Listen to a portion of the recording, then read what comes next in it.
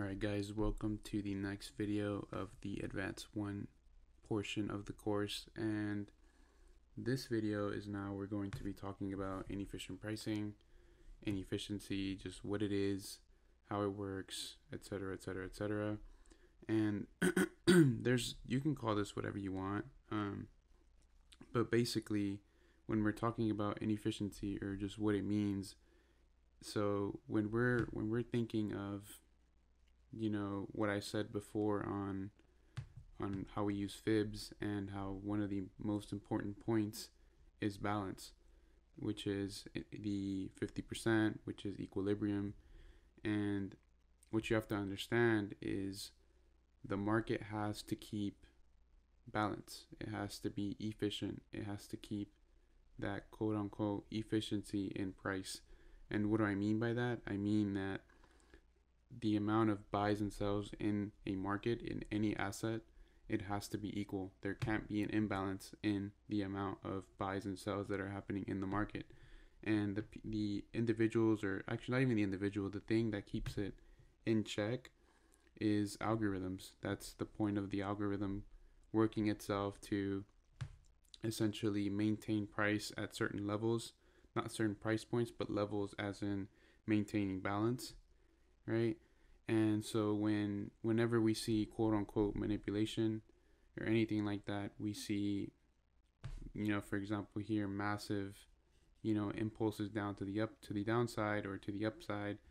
And at times that can cause something that's called a skip of liquidity. And that skip of liquidity basically shows that there is more of one type of position in a market.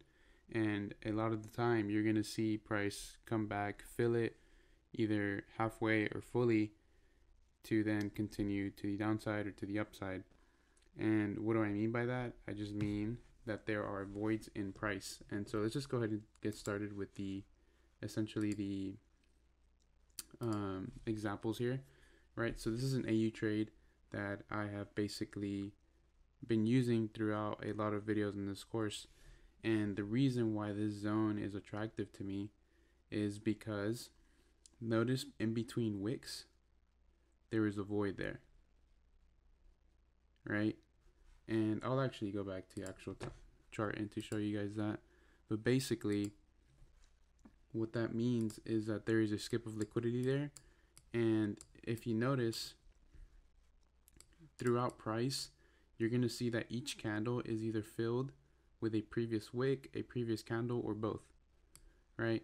And unfortunately, well, luckily for us, we saw that here, right, there is a gap, a void.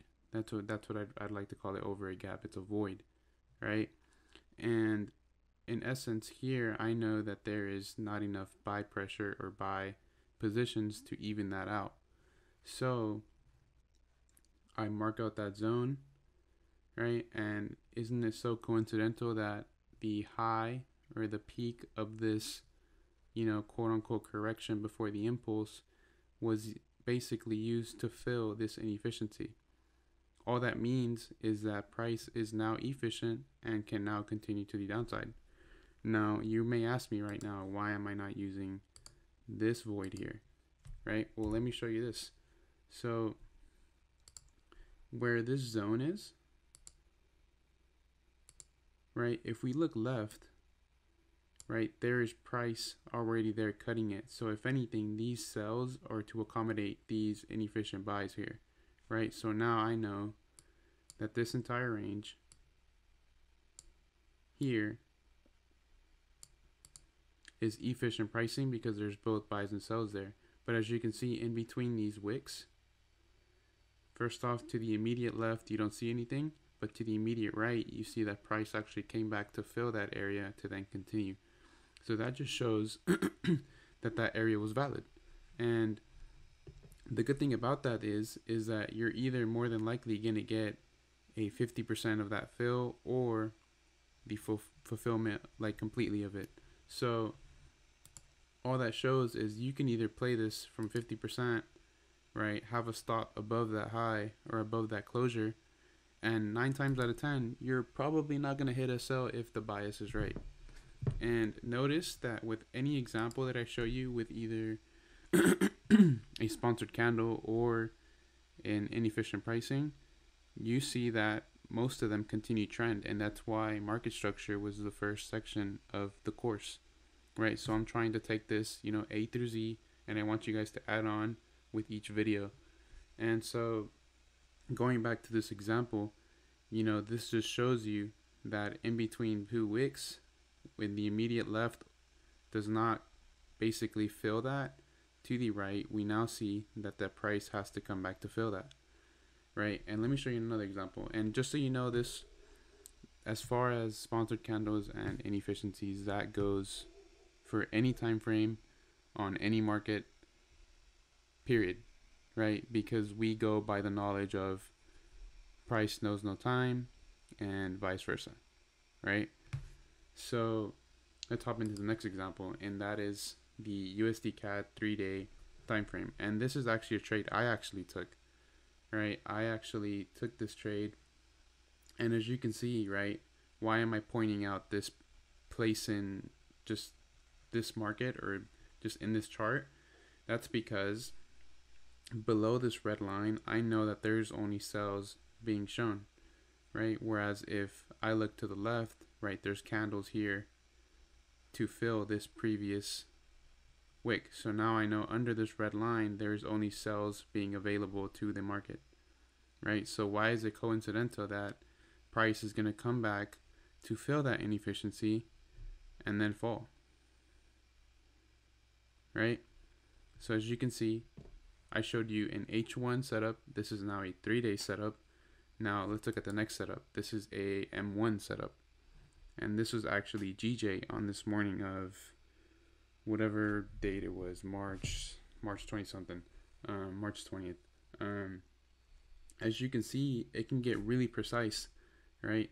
As you can see, there's that little void right there, right? In between this wick and this wick, there's a little void there. And why is it that price came in, literally wicked it? I'm pretty sure it was in this area for no more than 20 seconds, right?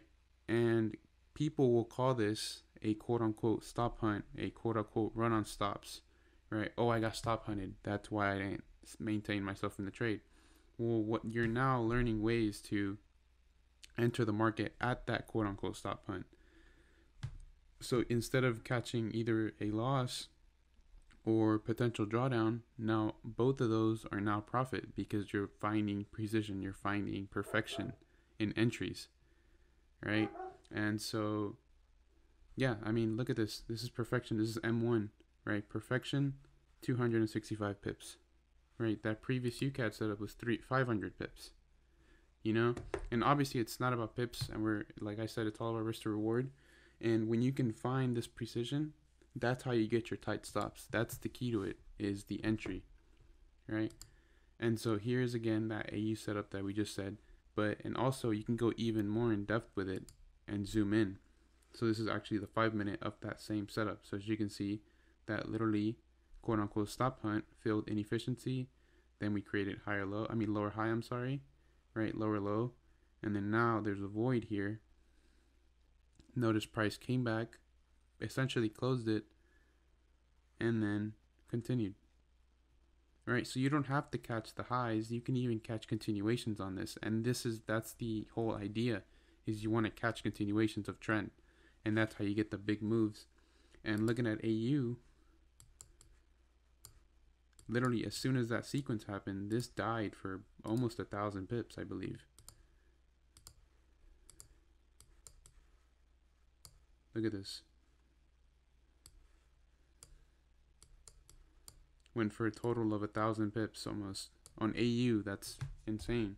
But all that comes through just learning how to get that perfect entry, right? As you can see here, right? Minimal to no drawdown at all. Stops are literally a couple pips at max.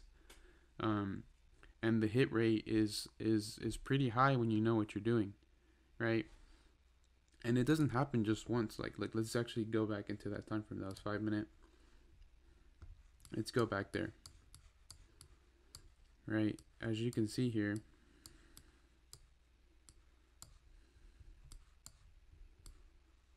right, this isn't the only time we've had inefficient pricing. There's inefficient pricing literally right before it, right here,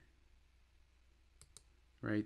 This wick to that wick, right? We measure where the 50% of that is, right? Look at this. It wicked it here, gave you 1 pip drawdown. Your stop loss could be anywhere from 2.5 to 3 pips, right? And then there you go. First impulse 26 pips, correction, right? Never came back, even if you move your stop to break even and you continue, right? This happens all the time. SCs, right? They happen all the time. Even right here, like as soon as that sequence happened, right? Wick to wick here, inefficient pricing in this candle. Price has to come back, maneuver itself back into that area to make price efficient again, and continue. And you're gonna look at this and you're gonna tell me, oh, that's just break retest. Well, this is why break retest happens, right? This is literally why break retest happens. You break your support, right? You break it violently. It leaves price inefficient. Price will come back to make itself efficient, and that's what you call a quote-unquote retest, and then it continues lower. That's literally what break retest is, right? And if once you know this, right, even strategies like break retest become so much more better because now you understand why it actually happens. And that's why I take the approach of trying to quote-unquote show you guys the logic behind things, because if you don't understand the logic, you're never going to understand what you're doing, right? So now let's hop on to our last example, and that is here, right? And we're going to use different time frames for this one too. All right, so this is Euro USD. This was right before that big bull run after the H1 accumulation here, and we're going to talk about accumulation in the either the next section or section 3. But as you can see, this works on every single time frame. I've shown you M1, I've shown you D3 day, I'm sorry.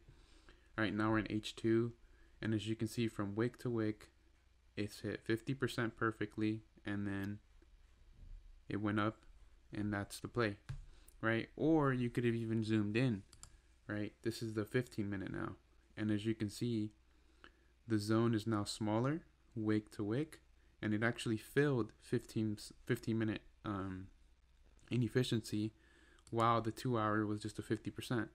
That's going to be something we call time frame confluence, and that's probably going to be something we're going to talk about in another video following in this course, because right now all we're doing is introducing you to inefficient pricing, and we're just going to add on to it with the next couple of videos. So yeah, guys, you just see the power of these two concepts alone will make you so much money. So yeah, guys.